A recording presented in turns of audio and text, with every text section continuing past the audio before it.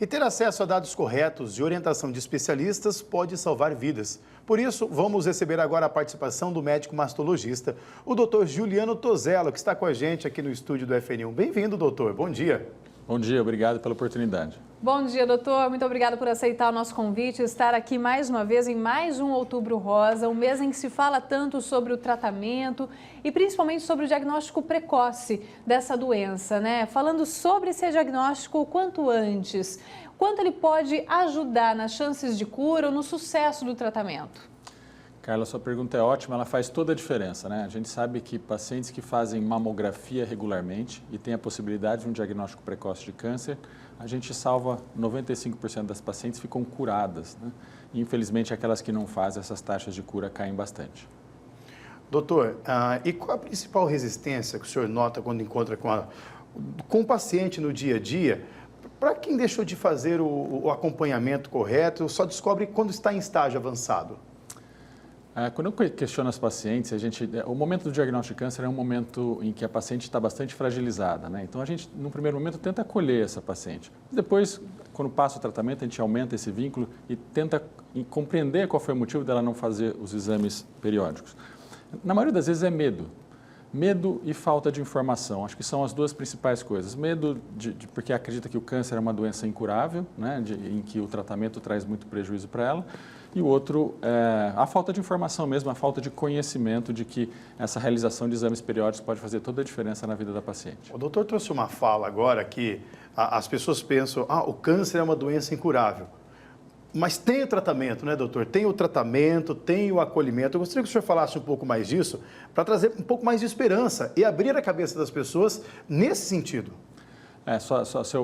Sua pontuação é perfeita, Edilson. É muito importante que a população se conscientize, né? O câncer, de uma forma geral, não só o câncer de mama, é a doença que vai sofrer um processo de aumento de incidência nos próximos 40, 50 anos. Vai dobrar o número até 2050 no nosso país. E vai ser provavelmente a principal causa de morte na nossa população em breve, em 25 anos. Então, a conscientização de que a realização de exames periódicos e ter um estilo de vida saudável realmente salva vidas e cura as pacientes. As pacientes, principalmente os mais velhos, têm muito medo do diagnóstico de câncer, né?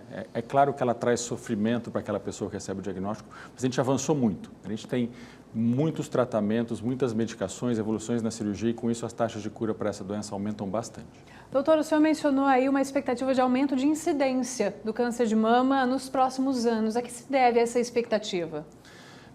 Isso vai ocorrer no mundo inteiro, mas especialmente na América Latina e no Brasil, porque a gente passa por um processo de envelhecimento da nossa população muito célere.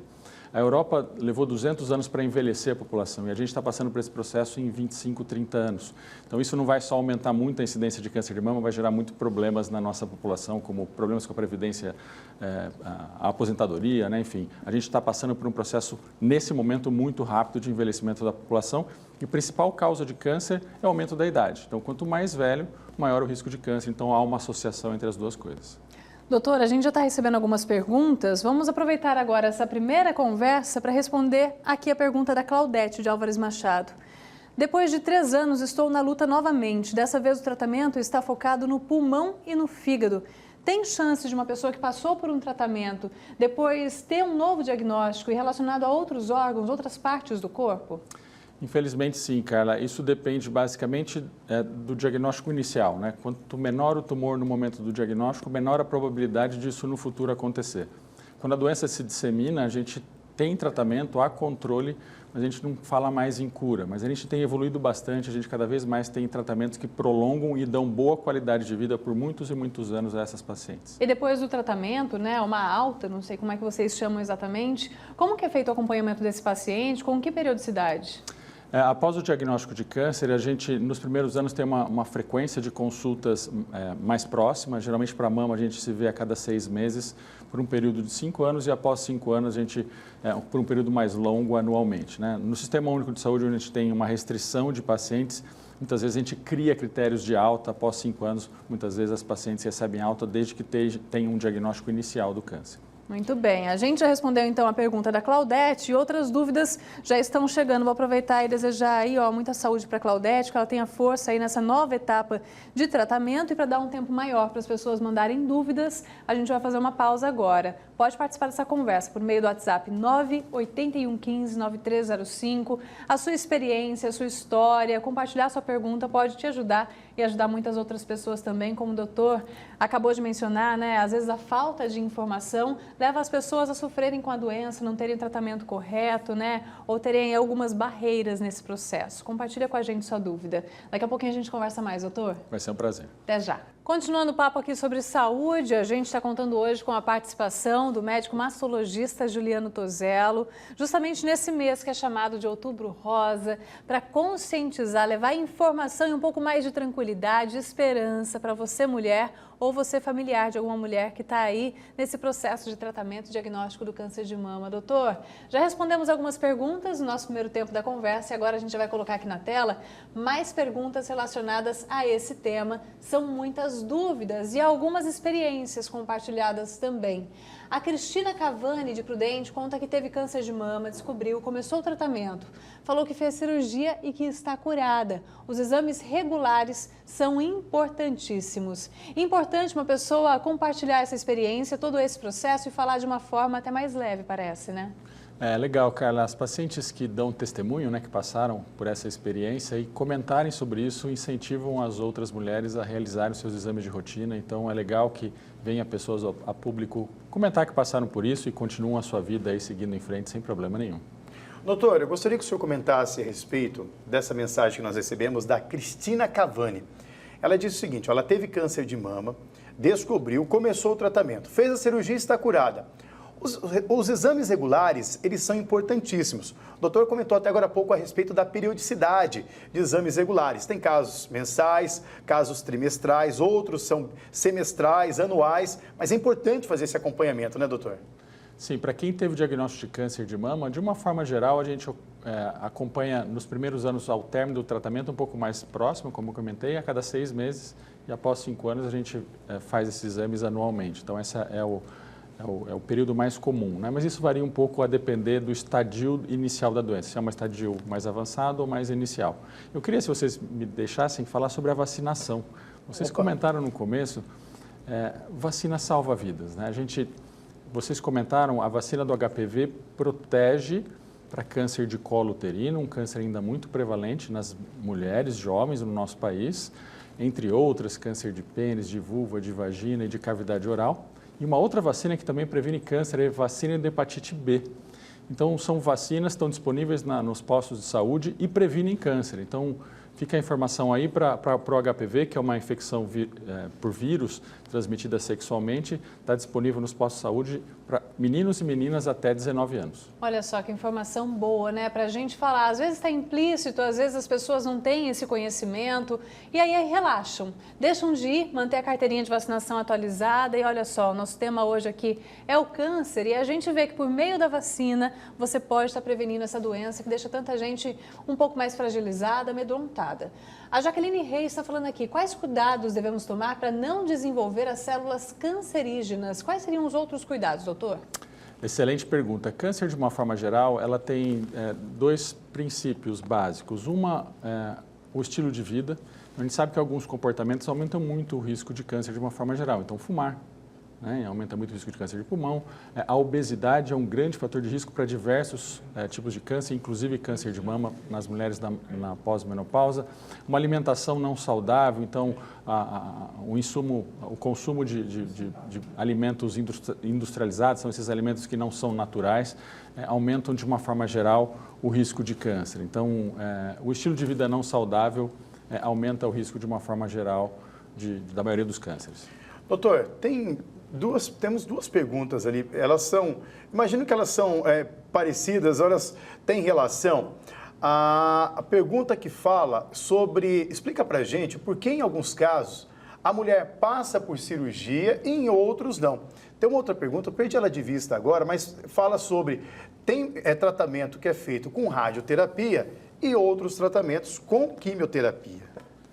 Muito bom. Falando especificamente de câncer de mama, a gente... Ó, a pergunta da Cleide, lá de Regente Feijó. Obrigado pela pergunta, Cleide. A sua pergunta é muito boa. Em relação ao câncer de mama especificamente, todas as pacientes acabam, ou quase todas as pacientes acabam sendo operadas. Na grande maioria das vezes, as cirurgias não são as radicais, quando há necessidade de retirada da mama. Na maioria das vezes, a gente consegue preservar a mama dessas pacientes. Toda vez que a gente trata câncer de mama e não retira a mama, um dos tratamentos junto à cirurgia é a radioterapia, que nada mais é que um equipamento de raio-x que emite radiação na mama.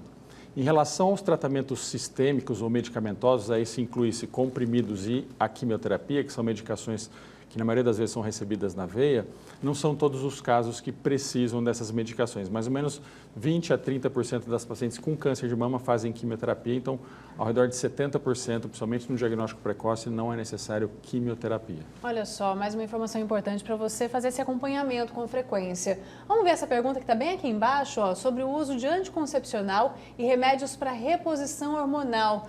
A Rita Nunes, de Presidente Venceslau, quer saber se eles aumentam os riscos de desenvolver o câncer de mama. Rita, sua pergunta é muito boa. De uma forma geral, as pílulas, todo o método anticoncepcional hormonal aumenta discretamente o risco de câncer de mama. Mas a população que utiliza é uma população de baixo risco. São mulheres entre 20 e 40 anos e tem inúmeros outros benefícios da anticoncepção, principalmente evitar uma gravidez indesejada. A gente não contraindica o uso de pílula por esse discreto aumento de risco. Para as mulheres que sofrem com sintomas da menopausa, e é um período muito difícil de adaptação do organismo da mulher, a gente basicamente, as mulheres que têm sintomas, a gente orienta que faça sim terapia de reposição hormonal e infelizmente na maioria dos esquemas de reposição hormonal há também um aumento discreto de incidência de câncer de mama e após a interrupção esse risco volta ao risco habitual da paciente. Então não são motivos para tanto a interrupção da anticoncepção como para terapia de reposição hormonal. Uma contraindicação tanto para a anticoncepção hormonal como para a terapia de reposição hormonal para as mulheres da menopausa, é ter tido câncer de mama. Então, aquelas que infelizmente desenvolveram já a doença não podem utilizar nenhum desses dois métodos hormonais. Eu gostaria de abordar a pergunta da Sandra, que é lá de Dracena, que ela fala sobre o acolhimento. Ela diz que está em tratamento do câncer de mama e pode dizer que o apoio da família, dos amigos, tem sido fundamental. A saúde mental pode ajudar ou atrapalhar mesmo nos resultados do tratamento? Sandra, sua pergunta é fantástica, né?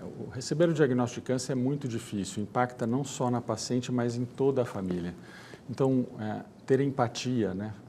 Ter uma equipe multidisciplinar que acolha a paciente e a família é fundamental para que a paciente tenha aderência ao tratamento, ou seja, ela faça completamente esse tratamento, porque dessa forma a gente aumenta as taxas de cura. É um momento que traz muito transtorno para toda a família, então o apoio com psiquiatra, psicólogos é fundamental dentro de outras especialidades não médicas. Doutor, vamos finalizar com essa pergunta que está aí no alto da Andréa Santos, aqui de Presidente Prudente. Não é bem uma pergunta, mas é um testemunho que ela compartilha. Minha mãe fez cirurgia em 2023 para retirada de um tumor maligno no seio. Graças ao acompanhamento de 6 em 6 meses, foi descoberto recentemente um novo nódulo, bem pequeno. O doutor fez uma nova cirurgia no dia 14 agora e minha mãe está se recuperando muito bem. O acompanhamento periódico foi fundamental. E a gente volta ao início da nossa conversa, falando quanto esse acompanhamento depois do tratamento, ou até mesmo o diagnóstico precoce, podem ser determinantes para o sucesso do tratamento, né, doutor? Exatamente. Muito bom o testemunho da Andréa para chamar a atenção da população que tanto para aquelas que não desenvolveram câncer, façam seus exames regularmente, os exames periódicos são fundamentais. E para aquelas que tiveram câncer, você vê que no caso da mãe da Andréa, ela conseguiu aí ficar curada novamente com essas consultas regulares. Então, chama a atenção de toda a população para que façam os seus exames sempre. Muito obrigada, doutor, pela sua participação, os esclarecimentos aqui hoje. Daqui a pouquinho a gente vai ler as mensagens que estão chegando no chat no YouTube. Muita gente compartilhando, inclusive, como foi a experiência no Hospital de Esperança. A gente trouxe uma reportagem hoje falando sobre esse hospital que faz um acompanhamento, né, oferece esse tratamento para as pessoas aqui da região e até de outros estados. E a nossa conversa encerra aqui, doutor. Até uma próxima. Obrigado, Carla. Obrigado, Tiago. Obrigado a todos que estão nos ouvindo. Muito obrigada.